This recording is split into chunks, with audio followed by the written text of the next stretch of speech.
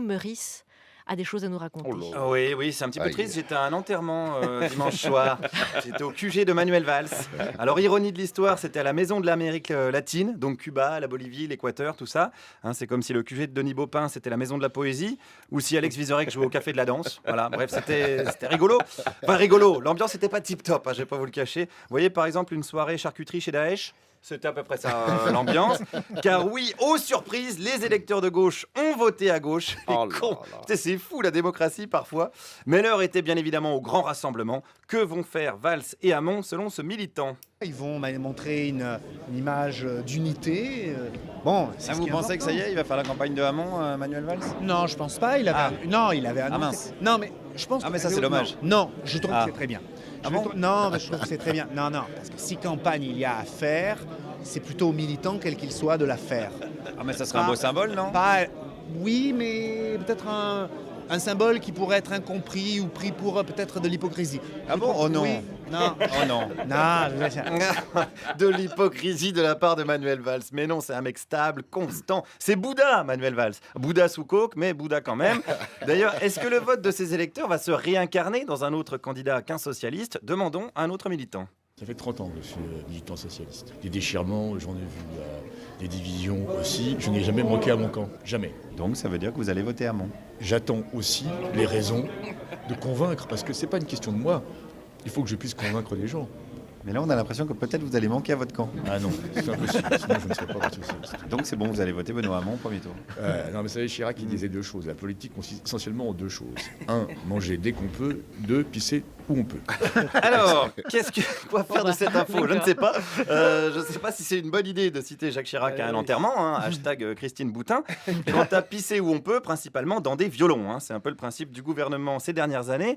Enfin, en attendant, je galère un peu à rassembler les militants PS. Et pourtant, il y en a que je commence à connaître, notamment les soutiens de Valls, que j'avais croisés dans un bar il y a une dizaine de jours, quand ils s'étaient rassemblés pour suivre le débat. Et il y en avait qui étaient là au QG de Manuel Valls. Par exemple, il y avait Gilles. Alors, est-ce que Gilles, il va faire campagne pour Hamon? Oui, tout à fait. En 5 minutes, je vais à la mutualité. Non, mais on vous sent aigri, ça va pas. Il faut être joyeux, c'est la victoire du PS. Non, on a perdu ce soir, c'est triste. C'est pas la victoire du PS du tout. Ah bon? C'est la décomposition du Parti Socialiste, oui, plutôt. Oui, mais il faut être loyal. Vous avez dit que vous alliez être loyal, donc vous allez soutenir Hamon. J'ai jamais dit que j'allais être loyal à titre personnel. Je vais partir chez Macron, tout simplement. Oui, donc en fait, la belle alliance populaire, elle n'est pas du tout belle, en fait. Non, elle est horrible. Grosse ambiance dans la tête de Gilou. Alors, vous l'avez compris, une alliance qui est horrible. C'est même pas une alliance, d'ailleurs, du tout. Et quand on voit le nombre de votants, je parle du vrai nombre de votants, pas celui qu'il y a dans la tête de Cambadélis quand il confond le pastis et le LSD.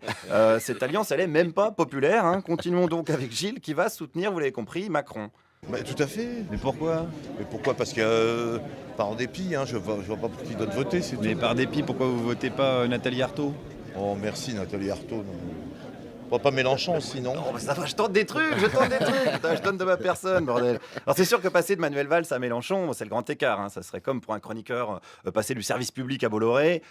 Voilà. Je prends cet exemple-là un petit peu au hasard. Alors, du coup, vous l'avez compris, ils préfèrent quasi tous Macron au risque de faire exploser le PS. Eh ben oui, je m'en fous complètement.